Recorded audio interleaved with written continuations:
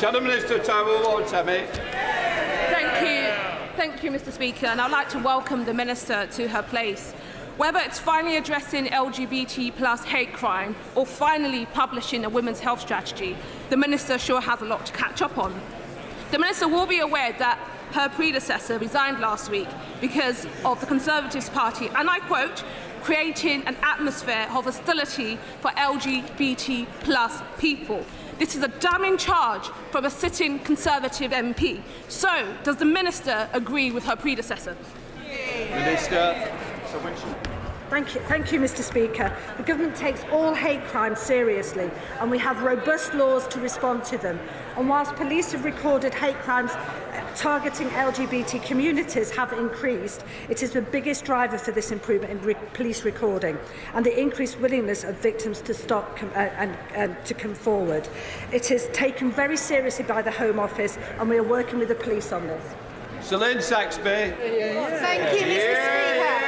The Social Mobility Commission's index in Devon starts with South Hams at 49 out of 324, yet my North Devon constituency is at 238.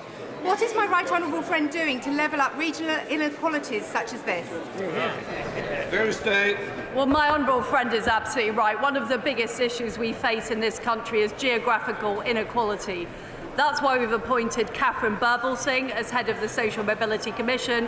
Her school, the Michaela School in Brent, is fantastic at helping level up amongst all groups of people, and we want to see more of those types of schools right around our country. Rachel Hopkins. Thank you, Mr. Speaker. E-scooters can be difficult for people with sight loss to identify and avoid, especially when they're ridden illegally on pavement because they operate quietly. So what assessment has the Minister made of the impact the illegal and unsafe use of e-scooters has made on people with visual impairment? Minister. Mr. Speaker, I'm meeting with the Department for Transport's Disability Champion this very afternoon, and I will take that question to discuss with her. Duncan Baker.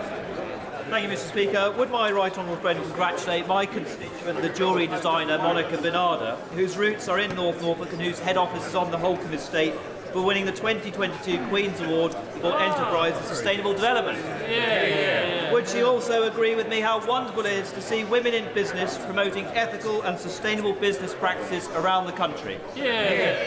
Tuesday. Well, I'm pleased to say I've actually been to the Holcombe estate and I've seen her fantastic business operating in rural Norfolk, and we need to turbocharge rural economies. We need to get more women into business. We know that if women set up businesses at the same rate as men, it would add 250 billion to our economy, and she is a fantastic businesswoman. Bill Coyle. Thank you, Mr. Speaker. Some black women in Southwark are disproportionately at risk of HIV, but are statistically less likely to access designated sexual health clinics. Does the Minister agree with the All-Party Group on HIV/AIDS report that access to PrEP needs to be improved for this group specifically through maternity units, at GP clinics and in community pharmacies? Well, I think the team honourable left a gentleman bit is early. absolutely right. We need to make sure that we are protecting people from HIV. Diana Davidson. Thank you, Mr. Speaker. I first got involved in politics when I was 16, and one of my many motivations for joining David Cameron's Conservatives was because of his socially liberal stance on LGBT plus issues. And one of our party's proudest achievements, in my view, is still introducing same-sex marriage. So will my right honourable friend confirm that whatever the outcome of the leadership election over the next few weeks, that she and the department will continue to prove that the Conservative government is on the side of LGBT people? Well, I was proud to vote and support gay marriage. It's been a very important step forward for our country. Final question, Munira Wilson. Mr. Speaker, given that almost a third of kinship carers have a disability or chronic condition, and a child in kinship care is twice as likely to be black than white, it's clear that kinship carers and equality is issues. So will the Minister meet with me to discuss my kinship carers bill and how we can support kinship carers better who step up to support a child in crisis?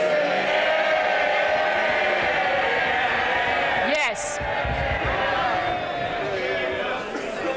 Minister to sorry. Minister, I want the question answered. I'm sorry, I couldn't hear it. Can Can you just answer the question? Apologise, Mr. Speaker. Yes. Order, because I couldn't hear it. Sorry. Please, Minister, try again. Okay. I apologise for confusion, Mr. Speaker. The answer to the honourable lady is yes. I'm happy. Excellent. Thank you. That's very...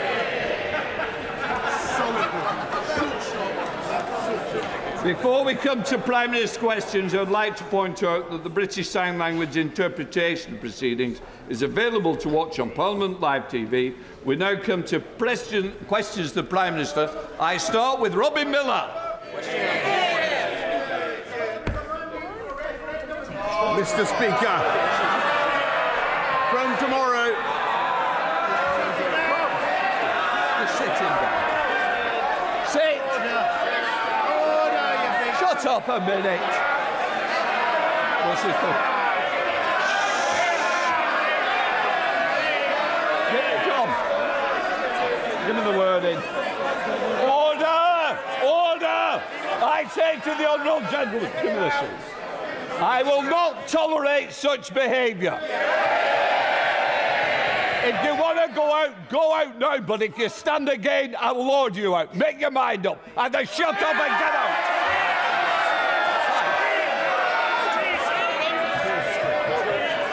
I warn the honourable member that if there's protesting carrying out to... Shut up a minute. Does somebody want... Two at once. Give me the names. Shout, get him out. Order! Order! Sit down, you want me in the future. I now warn the honourable members that if they persist in refusing to comply with my order to withdraw, I shall be compelled to name both of them, which may lead to them being suspended from the House. Right, names.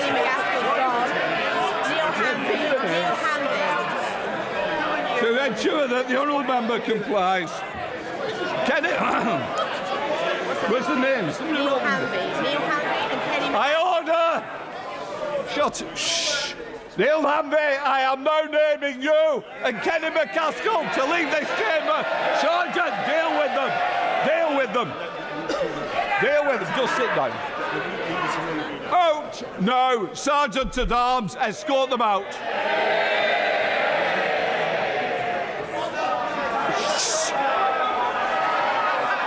Take them out, Sergeant. Let them out.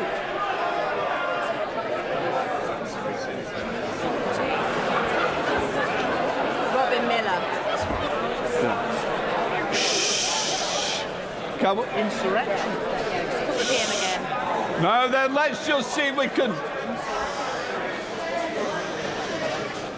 Mr. Costa, you don't want to go and escort them to the tea room, do you? No, I suggest not. I think you're good and better behaved than that. Right, we'll try again after that. Prime Minister will now go to Robin Miller. Mr. Speaker, from tomorrow, the first instalment of the cost of living payment will start landing in the bank accounts of 8 million households across the country. This is a much-needed £326 cash boost for families and forms part of the £1,200 in direct support that we're giving to the most vulnerable households this year. Mr. Speaker, I'm sure the whole House was appalled and saddened, as I was, to hear about the despicable attack on Shinzo Abe. Our thoughts are with his family and loved ones and the people of Japan at this dark and sad time. Mr. Speaker, this week we remember the genocide in Srebrenica and the victims of those appalling events. We must learn the lessons of history and do all in our power to prevent such a thing happening again. We will continue to combat war crime deniers, both in Bosnia-Herzegovina and elsewhere. Mr. Speaker, this morning I had meetings with ministerial colleagues and others. In addition to my duties in this House, I shall have further such meetings later today. Robin Miller. Thank you, Mr. Speaker. Can I thank the Prime Minister for his personal interest in Aberconwy, whether he's been eating ice cream on the pier in Llandudno, sampling Welsh Penderian whisky, or standing on the granite quarry in Penmaen Mawr. He's seen why they love this constituency. He's also heard from them their gratitude for the vaccine and furlough programmes that this UK government delivered. So will my right honourable friend now support our plan to level up Aberconwy and our bid for almost £20 million of funding to invest in community and cultural programmes and give us the opportunity to match our potential? I thank my honourable friend, and he's a great champion for Aberconwy, and I much enjoyed the Penderyn whisky that we sampled together. Mr. Speaker, I ignored the revolver, as some of you may have noticed. We are committed to uniting and levelling up the UK, and as for the second round of the Levelling Up Fund announcements, it will be coming, Mr. Speaker, this autumn. We now come to the Leader of the Opposition, Keir Starmer. Mr. Speaker, may I join the Prime Minister on his comments about the former Prime Minister of Japan, a deeply shocking moment, and of course his comments about genocide. Mr. Speaker, may I welcome the new Cabinet to their places. We have a new Chancellor who accepted a job from the Prime Minister on Wednesday afternoon and then told him to quit on Thursday morning. A new Northern Ireland Secretary who once asked if you need a passport to get to Derry. And the new Education Secretary, whose junior ministers have literally been giving the middle finger to the public. It is truly the country's loss that they will only be in post for a few weeks. Now, the Prime Minister must be feeling demop happy since he was pushed out of office. Finally, he can throw off the shackles, say what he really thinks, and forget about following the rules. So, does he agree? Does he agree it's time to scrap the absurd non-dom status that allows the super-rich to dodge tax in this country? Prime Minister, well, I thank you very much, and it's perfectly true that I'm grateful for the ability to speak my mind, which I never really lost, Mr. Speaker. But what I'm focusing on is continuing the government of the country. And as I've just told you, Mr. Speaker, from tomorrow, £326 is arriving. Never mind non-doms, Mr. Speaker. Doms or non-doms, I don't mind. £326 is arriving in the bank accounts of 8 million vulnerable people. And how can we do that? Because we took the decisions to get the strong economy that we currently have, that I'm afraid were resisted by growth in May at 0.5%, Mr. Speaker, which they weren't expecting. We have. As I've told you before, Mr. Speaker, 620,000 more people in payroll employment than before the pandemic began. And one of the consolations of leaving office at this particular time, Mr. Speaker, is that vacancies are at an all-time high. Yes, Starmer. Cut him some slack. Faced with an uncertain future, a mortgage-sized decorator's bill that'll be soon for somebody else's flat, I'm not surprised he's careful not to upset any future employers. So here's an even simpler one. Does he agree that offshore schemes can pose a risk because some people use them to avoid tax they owe here? Prime Minister. Mr. Speaker, I'm proud of the investment that this country attracts from around the world. And he's talking about offshore people investing in the UK. I'm absolutely thrilled to see that we've had, I think, 12 billion in tech alone come in the last couple of months. I think it's possible, Mr. Speaker, he's referring not to me, but to some of the 8 brilliant candidates who are currently vying for my job. Let me just tell him that any one of them will wipe the floor with Captain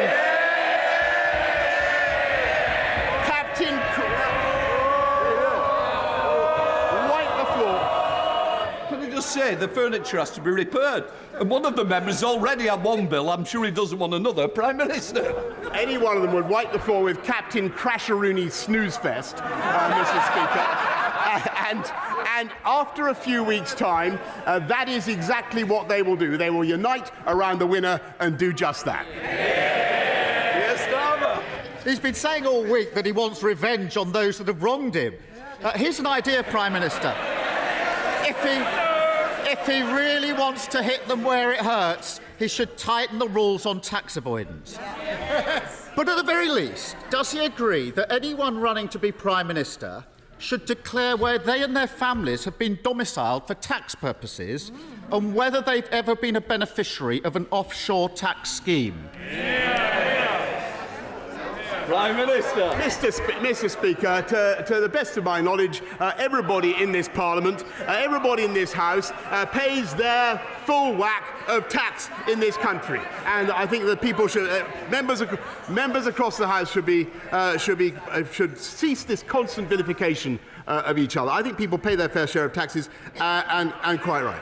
What we're doing, and it's thanks to the tax yield that we have had, that we're able to support the people of this country in the way that we are. So we've been able to increase universal credit by £1,000, Mr. Speaker. We're putting £326 into from tomorrow into the bank accounts of those who need it most, Mr. Speaker. And thanks to the policies we have pursued, as I have just told you, we have unemployment at or near record lows. And that is what counts, Mr. Speaker. No, they are very happy to see people languish on benefits. We believe in getting people into good jobs. And I'm looking for one. Mr. Speaker, I'm not sure he's been keeping up with what's happening in the last few days. Over the weekend, the candidates to replace him have promised £330 billion in giveaways. That's roughly double the annual budget for the NHS. Sadly, they haven't found time to explain how they're paying for it, even though one of them's the Chancellor and another one was Chancellor until a week ago. They all backed 15 tax rises. Now they're acting as if they've just arrived from the moon, saying it should never have happened. Doesn't he agree that rather than desperately rewriting history, they should at least explain exactly where they're getting all this cash from? Prime Minister. Actually, Mr. Speaker, he's completely wrong. I've been listening very carefully, and all the commitments that I'm listening to are very clear. We will continue. Whoever is elected will continue to put more police out on the street, exactly as we promised. Already at 13,576, we're going to go up to 20,000. Whoever takes over will build. They always complain about this, but we will build the 40 new hospitals, Mr. Speaker. And I asked my delivery unit yesterday. Well, they don't want it. They don't like it, Mr. Speaker, because they voted against the funding. They voted against the funding that makes it possible, Mr. Speaker.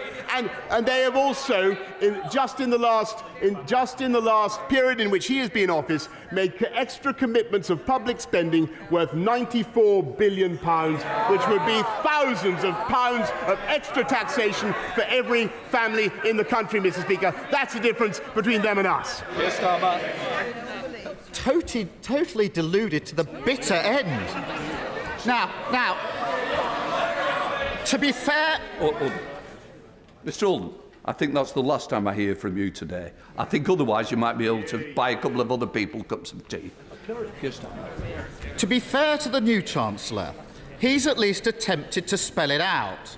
He's promised tens of billions in tax cuts and confirmed he would cut the NHS, the police and school budgets by 20% to fund it.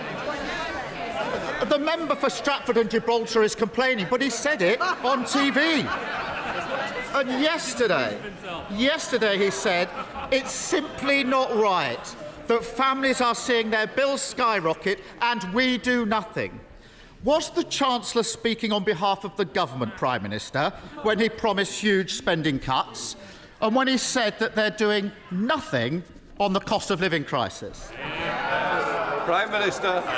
Look, Mr. Speaker, this is really pitiful stuff from the party that voted against the £39 billion which is necessary to pay for those 50,000 nurses which we're recruiting, and we will recruit by 2024, Mr. Speaker, which is necessary to pay for those hospitals and those doctors and those scans and that treatment. They don't have a leg to stand on, Mr. Speaker. And I can tell him something else. The reason we've got growth now at 0.5% in May is because we took the tough decisions to come out of lockdown on July the 19th last year, which he said was reckless. Never forget, he said it was reckless. Our economy would not be strong enough now to make the payments we are to our fantastic NHS, and they know it. Stop up. I really am going to miss this weekly nonsense from him. Let's move on. Let's move on from his current Chancellor to his former Chancellor. Last week, he resigned, accusing the Prime Minister of not conducting government properly, competently or seriously. He suggested the Prime Minister is not prepared to work hard or take difficult decisions, and implied that the Prime Minister cannot tell the public the truth. Yesterday, he claimed his big plan is to rebuild the economy. Now, even the Prime Minister must be impressed by that Johnsonian brass-neckery. Can the Prime Minister think of any jobs his former Chancellor may have had that means he bears some responsibility for an economy that he now claims is broken? Prime Minister. Mr. Speaker, I think everybody who's played a part in the last 3 years has done a remarkable job in helping this country through very difficult times. I just want to say to him, really, Mr. Speaker, the next leader of my party may be elected by acclamation, so it's possible this will be our last confrontation over this. It's possible. So I want to thank him. I want to thank him for the style in which he's conducted himself. I think it'd be fair to say he's been considerably less lethal than many other members of this House, Mr. Speaker. And I'll tell you why that is. Because he hasn't come up. Can I just say to this end of this front bench, I expect better behaviour, and I'm certainly going to get it, Prime Minister. Yeah. There's a reason for that, Mr. Speaker. Is over 3 years, in spite of every opportunity, he's never really come up with an idea, a plan, or a vision for this country. And I can tell you that at the end of 3 years, Mr. Speaker, we got Brexit done, which he voted against 48 times.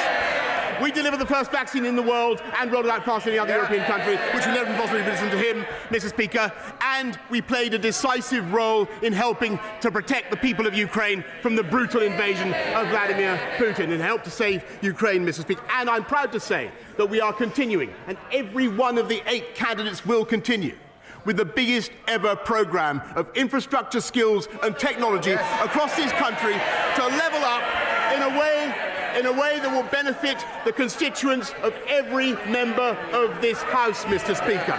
And it's perfectly true that I leave not at a time of my choosing. And it's absolutely true. But I am proud of the fantastic teamwork that has been involved in all of those projects, both nationally and internationally, Mr. Speaker. And I'm also proud of the leadership that I have given. And I will be leaving, Mr. Speaker. I will be leaving soon with my head held high.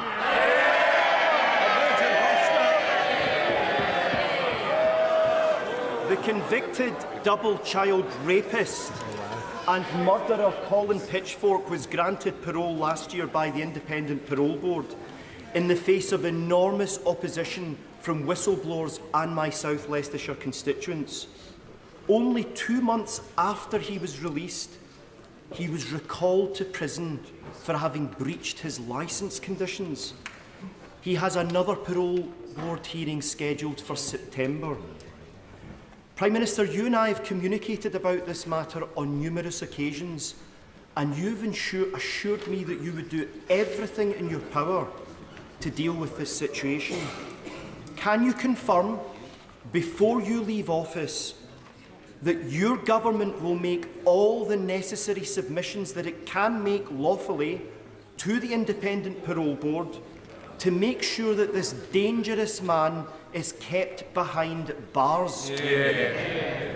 Prime Minister. My honourable friend for his campaign. Our thoughts, of course, with the victims of Pitchfork, Lydia and Dawn's friends and family. And, Mr. Speaker, I can tell the House that my right honourable friend, the Deputy Prime Minister, will be submitting his views on the Pitchfork case to the Parole Board before his hearing, and there is also, as the House will know, a root and branch review of the parole system currently underway, which includes plans for greater ministerial oversight for the most serious offenders, and we'll be bringing that forward as soon as parliamentary time allows. We now come to the Leader of the SNP, Ian Blackford.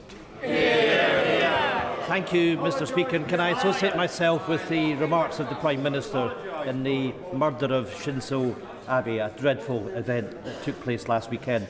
Can I also thank you, Mr. Speaker, for hosting last night the charity remembering Srebrenica?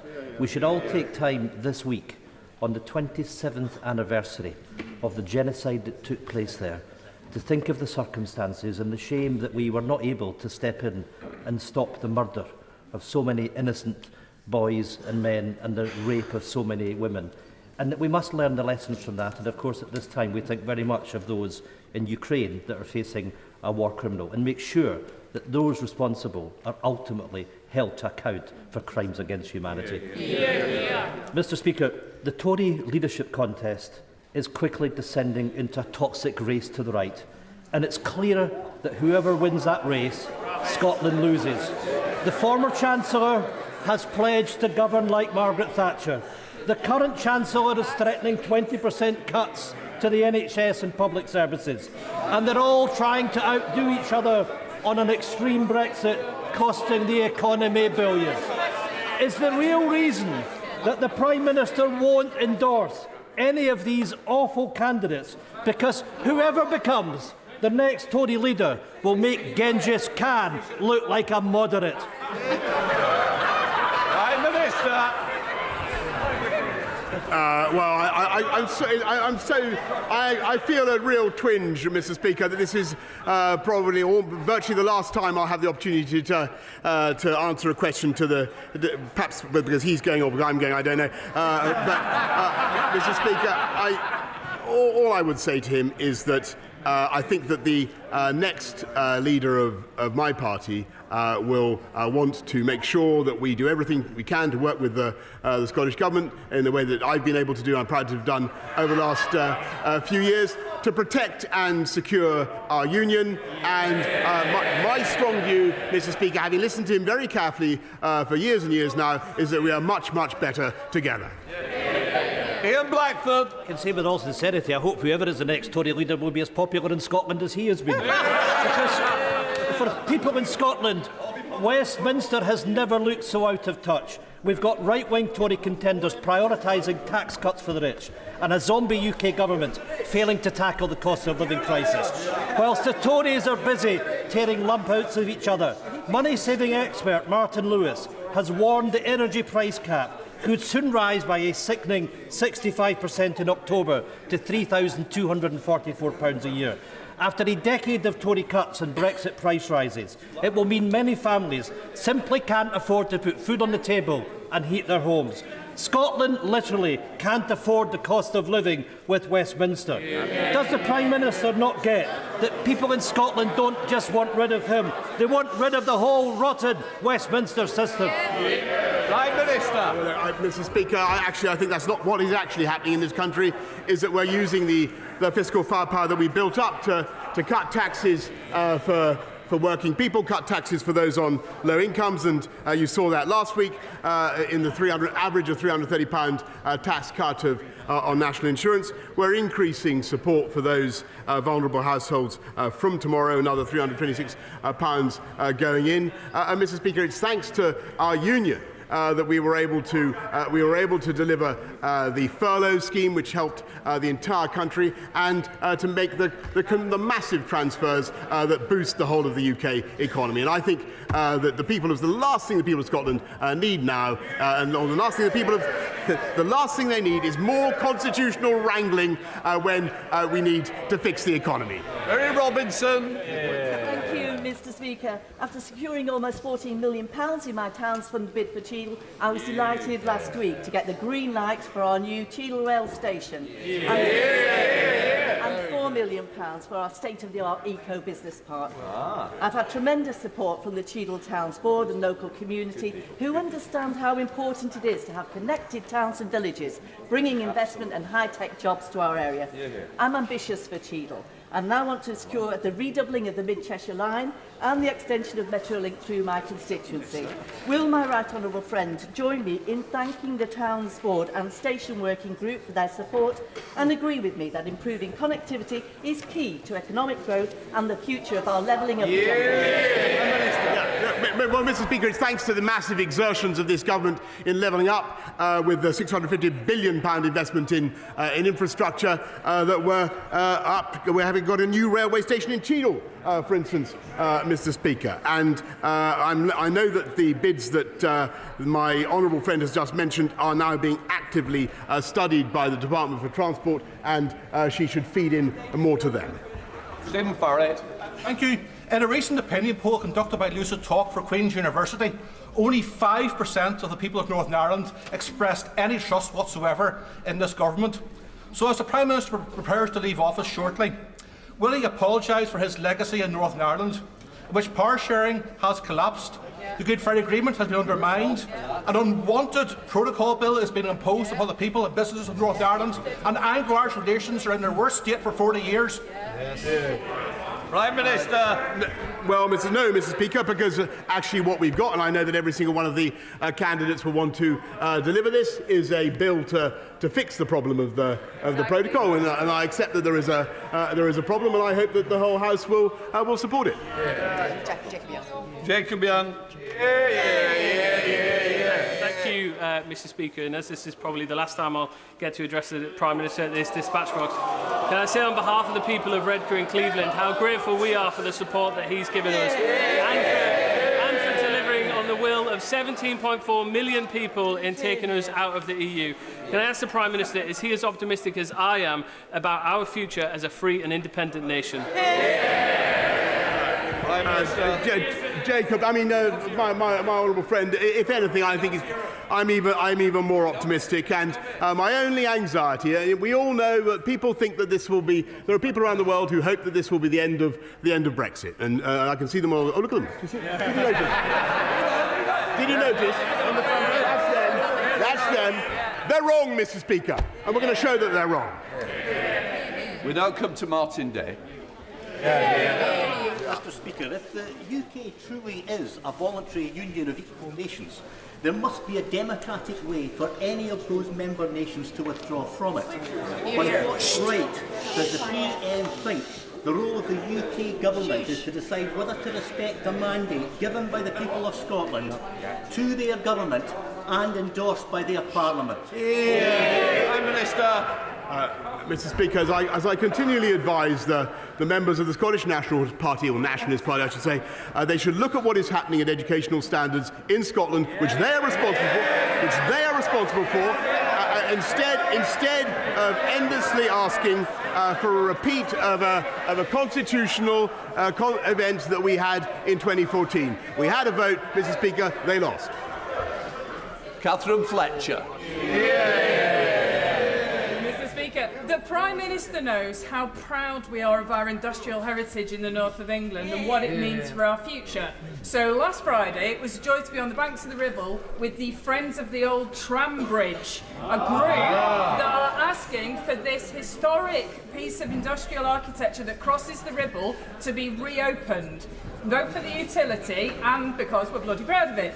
So, does the Prime Minister share my hope that Preston City Council will include the plans to get the bridge reopened as part of their Levelling Up Fund bid? Prime Minister.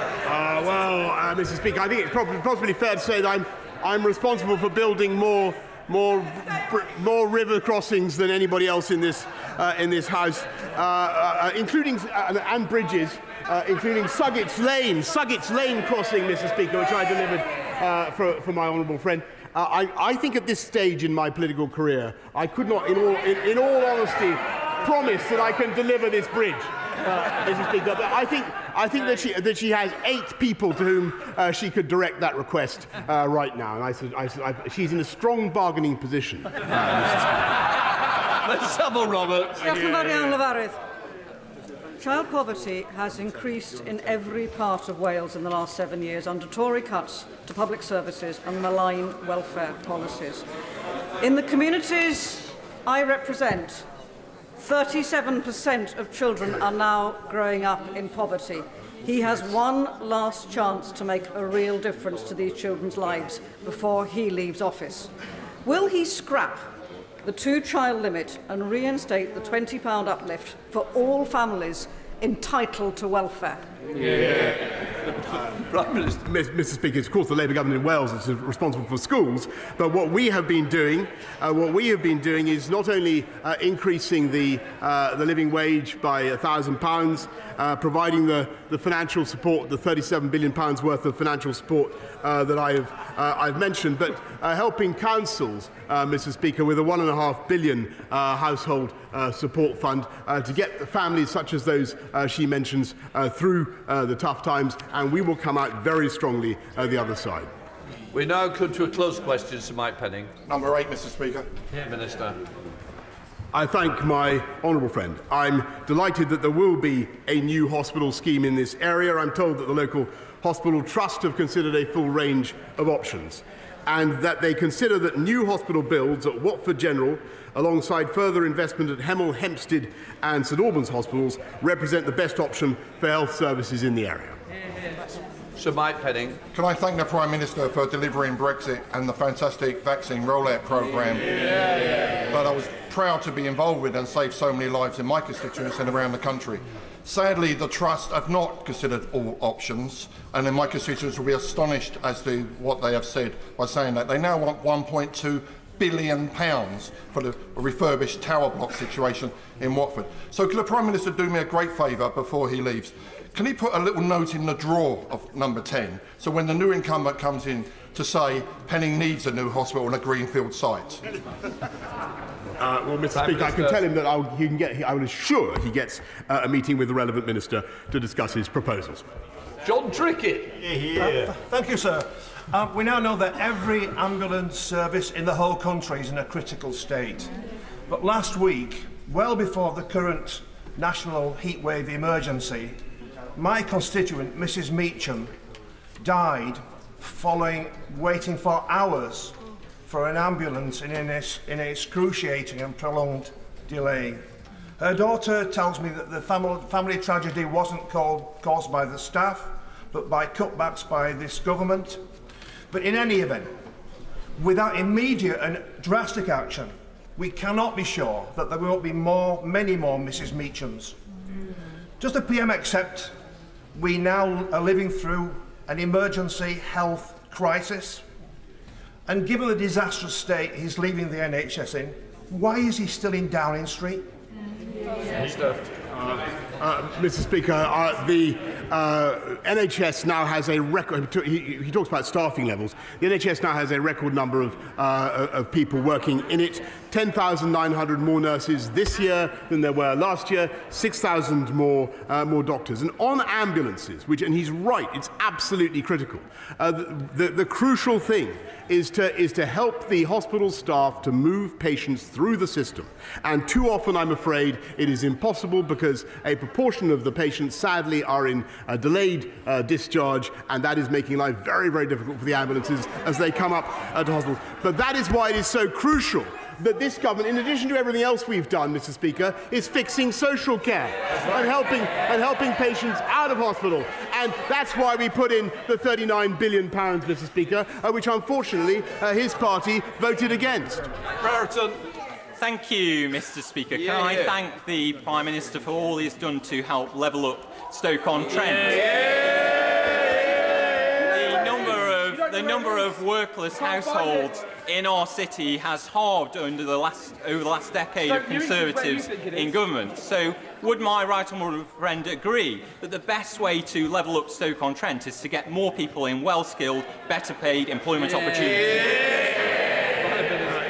I think he's absolutely right, and the right honourable gentleman knows a lot more about Stoke Newington than he knows about Stoke, and that is absolutely true, Mr. Speaker. And I'm proud that we're getting young people into work. I was up and down the country. I was at an event last night to celebrate the 163,000 Kickstarters who we've helped into work, and that is our ambition, to help people into good jobs, and we are succeeding.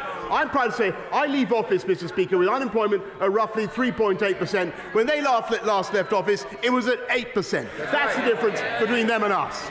Stuart Malcolm MacDonald. Thank you, Mr. Speaker. Last night's panorama with the joint investigation with the Times newspaper has exposed yet again more evidence of unlawful killings by special forces, this time in Afghanistan.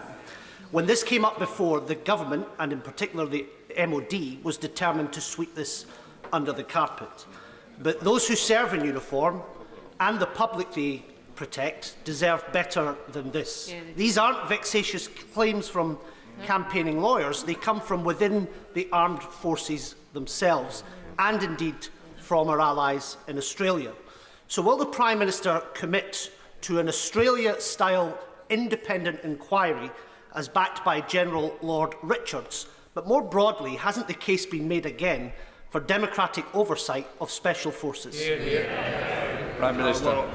Mr. Speaker, it's a long-standing practice, I think, accepted on both sides of this House, that we do not comment on special forces. That does not mean that we in any way accept the factual accuracy of the claims to which he is alluded. On the other hand, Mr. Speaker, nor does it mean that anybody who serves in Her Majesty's Armed Forces is above the law. Can I just warn other members that there is a sub judice on this? I allowed that question because it was very general, and that's the only way I would ever allow it to be discussed. Andrew Lower. Thank you, Mr. Speaker. In the last few years, campaigning and persistence have led to the construction of a new children's A&E, and just this year a new main A&E for Northampton General Hospital in my constituency. Building on this success, what the town now needs is an urgent treatment centre. Does the Prime Minister agree that this would be a hugely welcome step in providing top-quality health care in Northampton? Prime Minister. Mr. Speaker, as I mentioned, I think earlier on, we're engaged in a massive programme of improvements and building and rebuilding in our NHS estate. I think that, with great respect to my honourable friend, this is a decision that he's going to have to continue to lobby for. I think the local NHS bodies will have to make up their minds on that one, but I'm sure he will continue to make lively representations. Patricia Gibson. Thank you, Mr. Speaker. Last week, the Prime Minister was forced to announce his intention to resign after ministers who supported him only days earlier changed their minds. Of course, people are allowed to change their minds, and this should be recognised.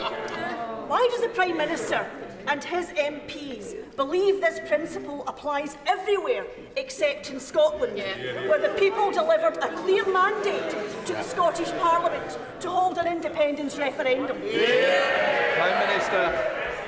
Well, Mr. Speaker, as I understand it, the people of the SNP are currently deciding what to do with my honourable friend. And heaven forfend that they should change their minds, Mr. Speaker. Thank you, Mr. Speaker. Mr. Speaker, 40 years ago, 10 young people from Rugby's West Indian community travelled to a house in New Cross Road, London, for a birthday celebration for former Rugby resident Yvonne Ruddick. Tragically, there was a fire at the house where the party was held, and 2 of that group never returned home. Others were traumatised.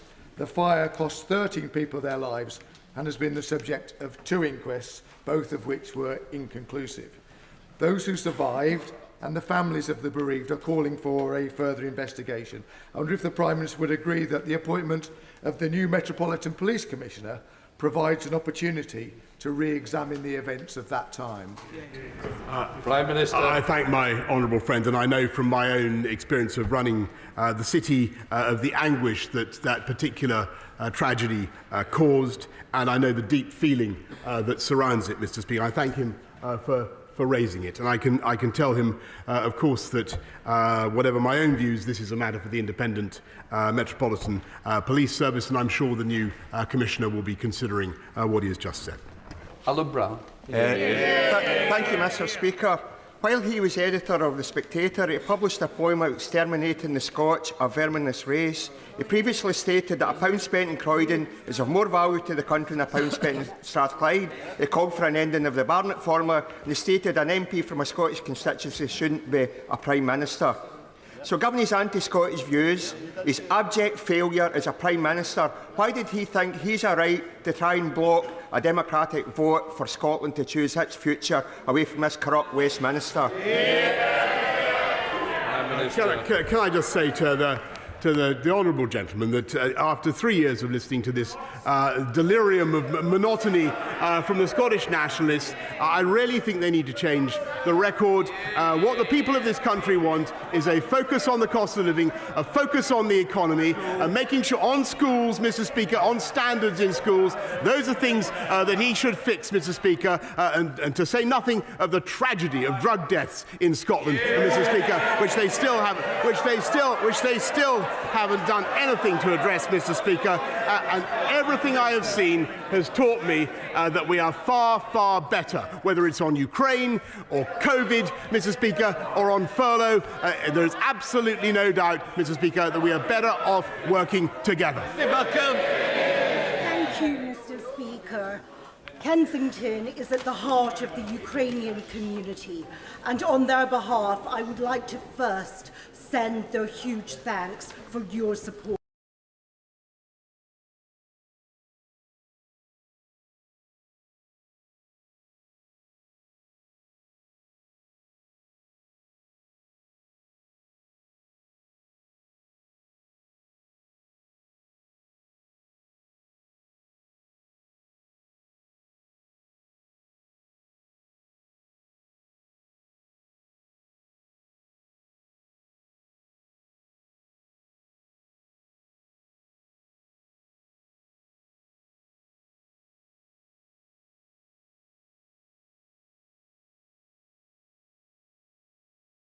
Single tackling surface water flooding, but she's absolutely right in wanting to put more pressure on Thames Water to try to come up with sustainable solutions. But they've got to be done working with partners, with councils, and of course with developers as well.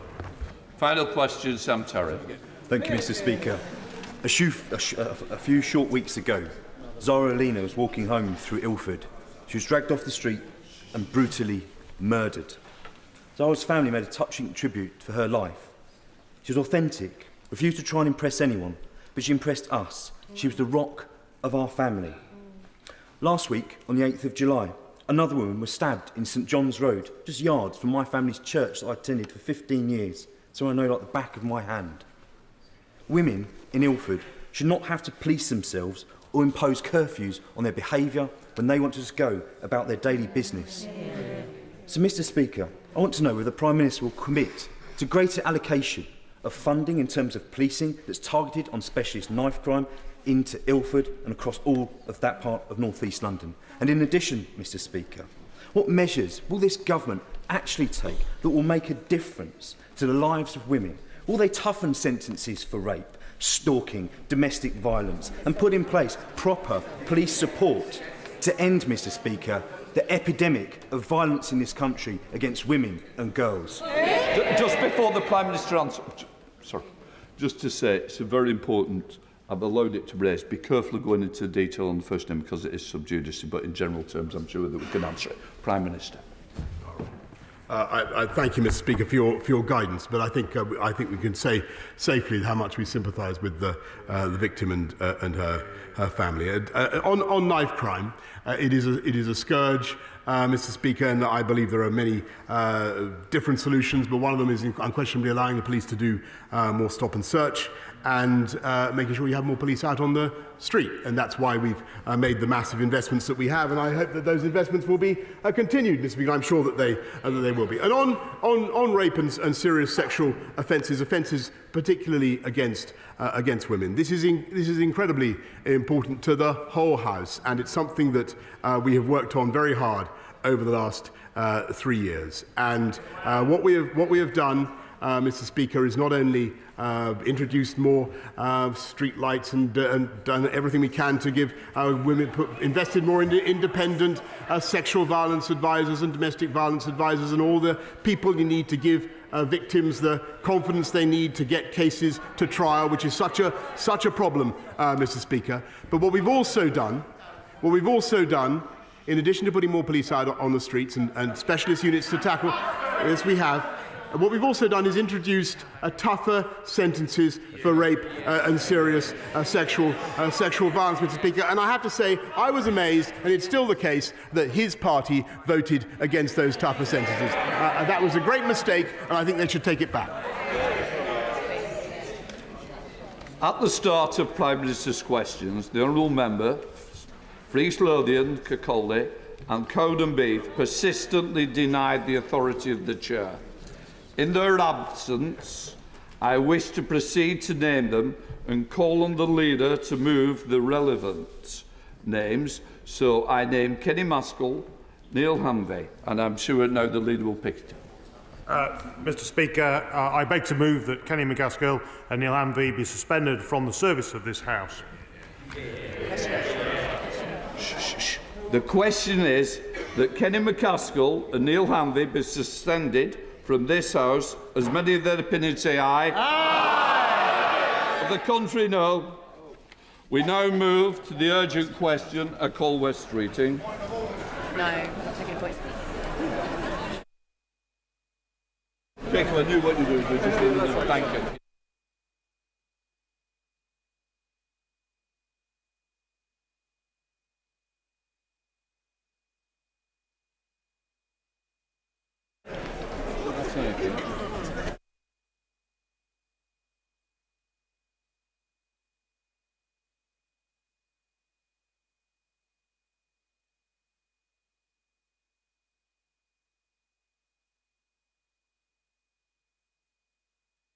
I understand that you want to raise a point of order relevant to the questions that you just asked.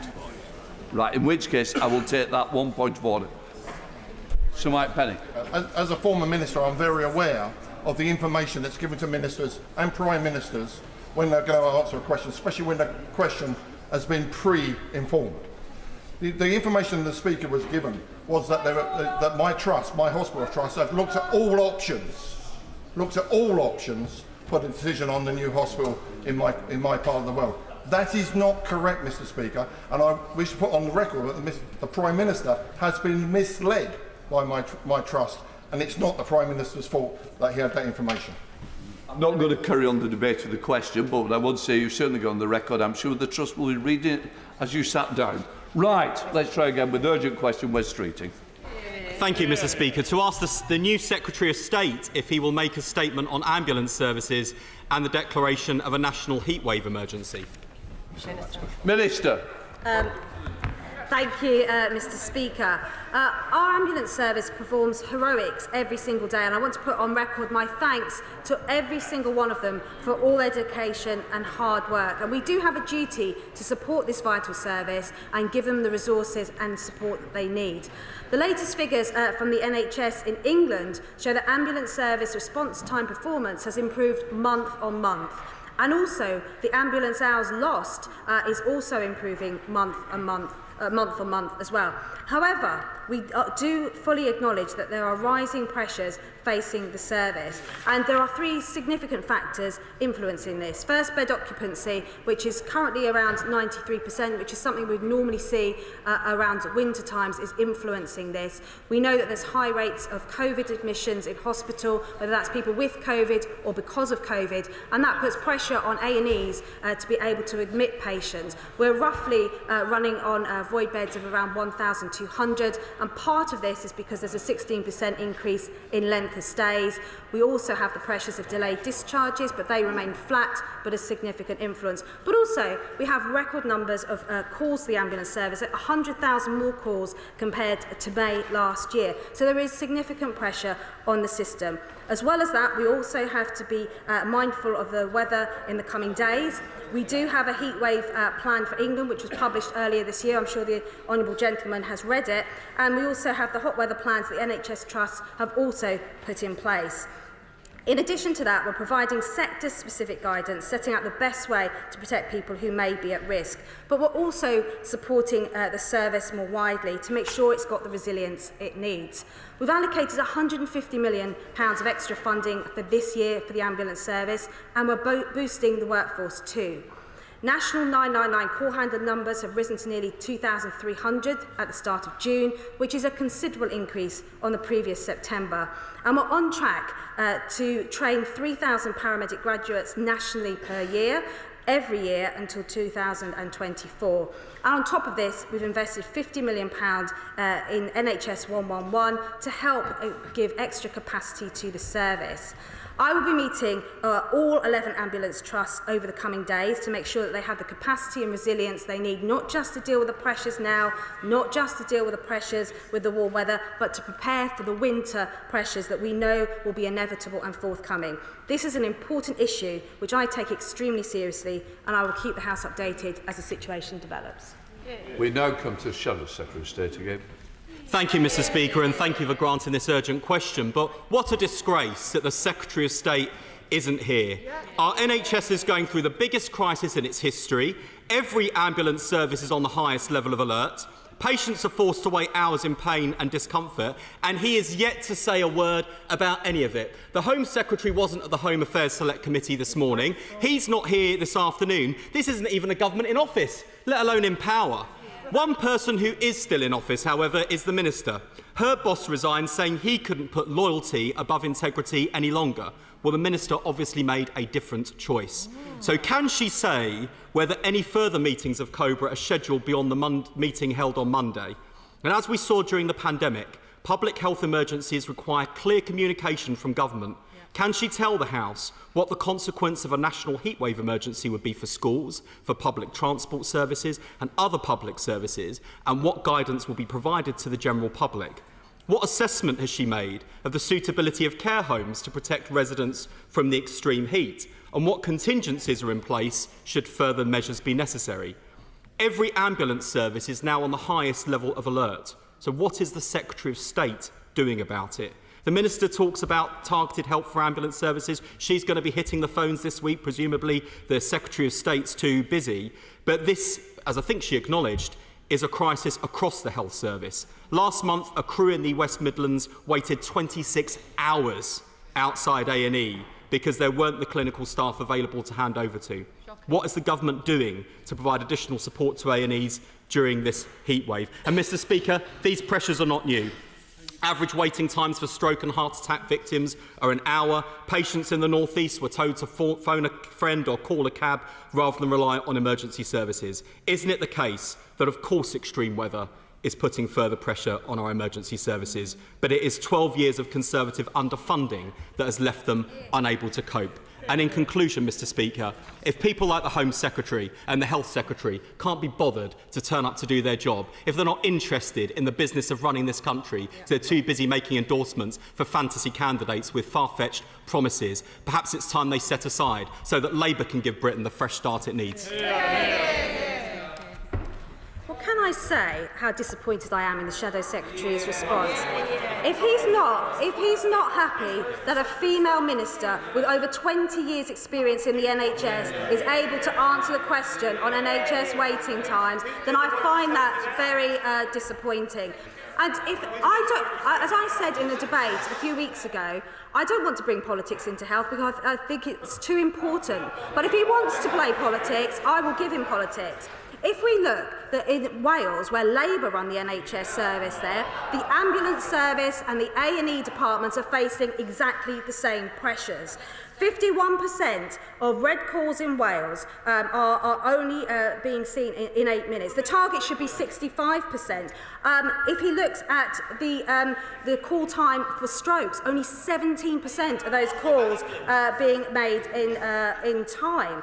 And that's falling on month on month, whereas in England, our responses are improving month on month. And the 4-hour wait in Wales in A&E is 34.9% as being seen in 4 hours. Now, he shakes his head, but he stood at that dispatch box just now and said Labour would do better. They are not doing better in Labour, in Labour-run Wales. They are actually either similar response times or actually worse response times. Now, I have set out the plan. It's clear he hasn't read the heatwave plan for England, which was published in earlier this year, because he would have the answers in there. And we are making sure that all NHS trusts are prepared. I am happy to work with each and every member across this House to make sure that the ambulance service, our A&Es and hospital trusts have the support that they need. But if all he wants to do is play politics, I think that's extremely sad.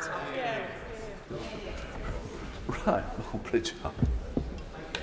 Would the Minister like to put on record her thanks to all the hard-working ambulance crews of West Midlands Ambulance Service, and in particular those working throughout the county of Shropshire? Does she agree with me that it's not just about ambulances, it is about local authorities, in my case Shropshire Council and the Borough of Telford and Wrekin, also working alongside acute trusts, as with the Shrewsbury and Telford Hospitals Trusts? And it is a collective effort that is required, not a single effort by a single ambulance service.